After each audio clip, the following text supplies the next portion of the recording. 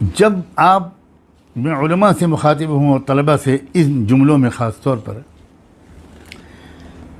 आप जब ज़्यादातर तफसीर की किताबों पढ़ेंगे और उनमें जब ज़ुल्क़रनैन के वाक़े तक सूरह कहफ़ में पहुँचेंगे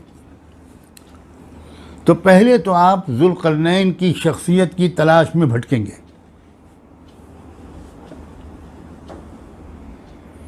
और इस कदर आपको अक़वाल मिलेंगे कि आप हैरान और परेशान हो जाएंगे।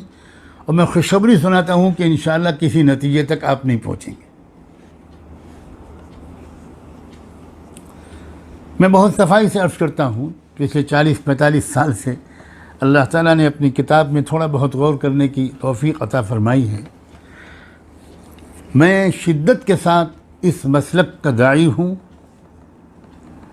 कि कुरान मजीद ने जिन बातों को मुबहम रखा है उनकी तफसील और तहक़ीक़ में जाना ये मंशाए कुरानी और मंशाए रब्बानी के ख़िलाफ़ है। कुरान तारीख़ किताब नहीं है।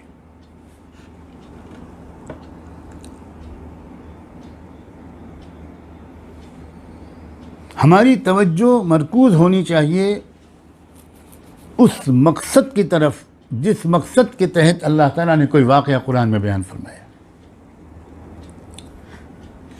वरना अल्लाह के लिए क्या मुश्किल था कि अल्लाह तबारक व तआला ज़ुल्क़रनैन की शख्सियत को मुतय्यन कर देते। बहुत इतनी राय इसमें है कि मैं इस वक्त आपके सामने उसमें से एक राय को भी पेश नहीं करूँगा, क्योंकि उस बहस को खोलना ही मैं समझता हूँ मंशाए कुरानी से हमको ज़रा दूर ले जाता है। ज़ुल्क़रनैन की शख्सियत के बयान के ज़रिए अल्लाह ताला ने दरअसल इंसाफ के निज़ाम को कायम करने वाले एक मिसाली हुक्मरां का वाक़या बयान किया और एक निज़ाम हुकूमत और मकसद हुकूमत बयान किया। और इसका पूरा रब्त है माक़बल से, पिछले मज़मून से। देखिए, एक सवाल तो पैदा होता है ना कि एक दौर फितने का अबूरी दौर आया जिसमें हमें कैफ़ी ज़िंदगी में पनाह लेने की रहनुमाई दी गई। हमको सोसाइटी और माहौल के मुज़िर असरात से महफूज रखने की, अपने आप को महफूज रखने की तदबीरें बताई गई। हमें सोसाइटी के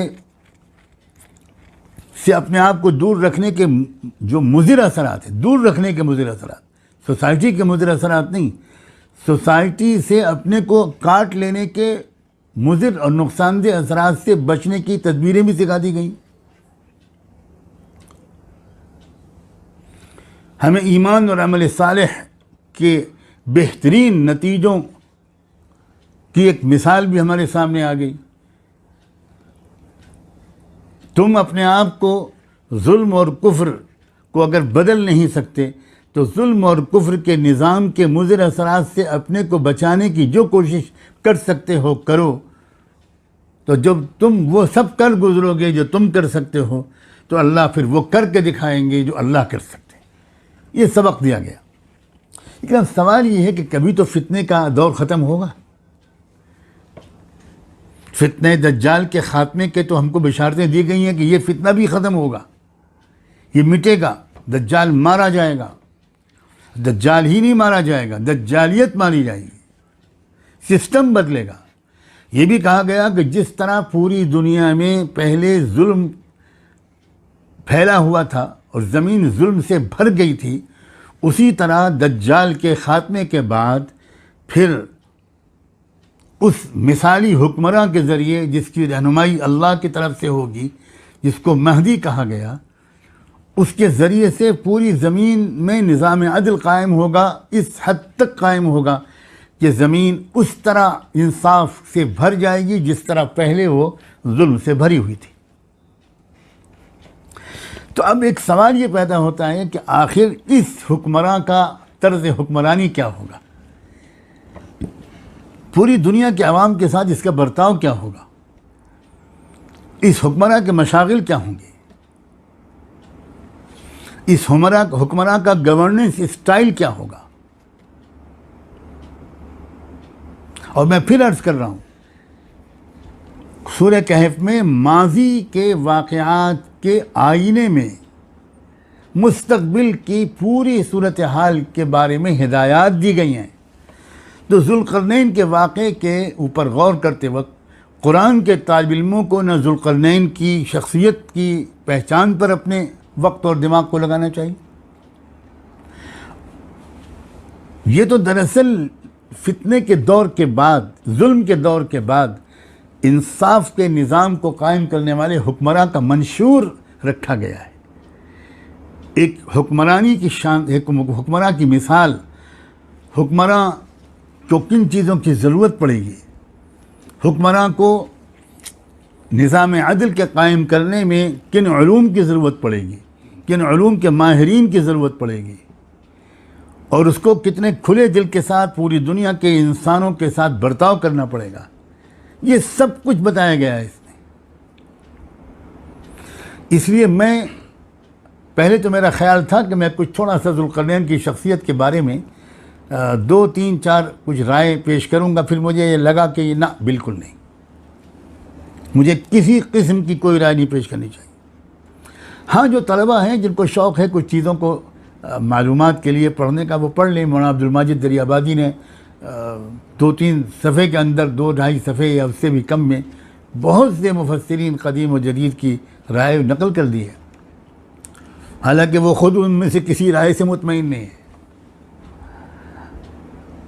क्योंकि वाक़या ये है कि कोई इत्मीनान बख्श राय इस सिलसिले में अब तक पेश की गई हो, कम से कम मुझे ऐसा नहीं लगता। हर राय में इश्कालात है।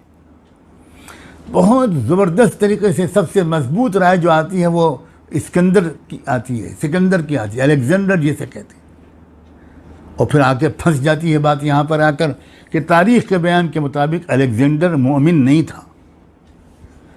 ये तो फ़अम्मा मन आमन अमिल सालिहन फलहु जज़ाअनिल हुस्ना, ज़ुल्क़रनैन तो ये कह रहे हैं कि जो ईमान लाएगा और अमल सालिह इख्तियार करेगा उसको हम इनामात देंगे।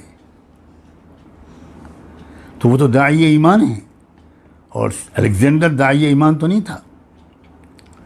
तो कोई दुनिया भर को फतेह कर ले माजी में, कभी कोई रोमन हुक्मरान, कोई ग्रीक हुक्मरान, और हम उसके ऊपर चस्पा करने लगें ज़ुल्क़रनैन को, एक मामूली से तालिब इल्म की हैसियत से मैं इससे मुत्तफ़िक़ नहीं हूँ। और मैं उन उलमा की राय को तरजीह देता हूँ जिन्होंने यहाँ पर भी अपने उसी तर्ज़ अमल पर इस्तिक़ामत दिखाई है कि शख्सियत की तहक़ीक़ में खोज कुरेज करना, ये कुरान के मकसद से अपने को दूर करना है। अब देखिए, एक शख्सियत है, ये तो तय है जो कुरान ने बताया। एक और बात मैं आपसे कह दूँ, इन्हीं आयात की रोशनी में मैं तरतीब के साथ आयात पर नज़र रखूँगा, उसी के मुताबिक इंशाअल्लाह कुछ चीज़ें आपकी खिदमत में अर्ज़ करूँगा। जब ये कुरान ने नकल किया कि ये लोग आपसे ज़ुल्क़रनैन के बारे में पूछते हैं, तो अल्लाह ताला ने अपने रसूल से क्या कहने का हुक्म दिया?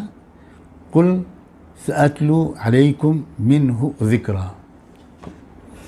अरबी ज़बान के जानने वाले लोग जानते हैं, इसका ये तर्जुमा नहीं है कि आप ये कह दिए कि मैं अभी थोड़ी देर के बाद मैं ज़ुल्क़रनैन की तारीख़ तुमको बताऊँगा। ये नहीं, ये इसका तर्जुमा नहीं है।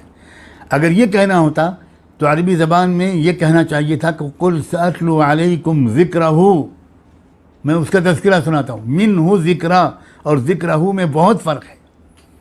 इसका साफ मतलब ये है कि अल्लाह ताला कहना चाह रहे हैं ज़ुल्क़रनैन के वाक़े के मुताल्लिक़ कुछ काम की ज़रूरी बातें मैं तुमको बताऊँगा, पूरी तारीख़ नहीं बताऊँगा, कुछ तज़किरा करूँगा, कुछ हाल बताऊँगा। उतना ही बताऊँगा जितने के फितने दज्जाल से मुकाबले के लिए और फितने दज्जाल से निजात पा जाने के बाद क्या होने वाला है और तुमको क्या करना है, उसके लिए तुमको क्या तैयारी करनी है, तुम्हारे इमाम व कायद को तुमसे किन मददों की ज़रूरत पड़ेगी, तुम्हारी किन सलाहियतों की ज़रूरत पड़ेगी, तुम किस तरह शरीक होगे उसके मुक़द्दस काम में।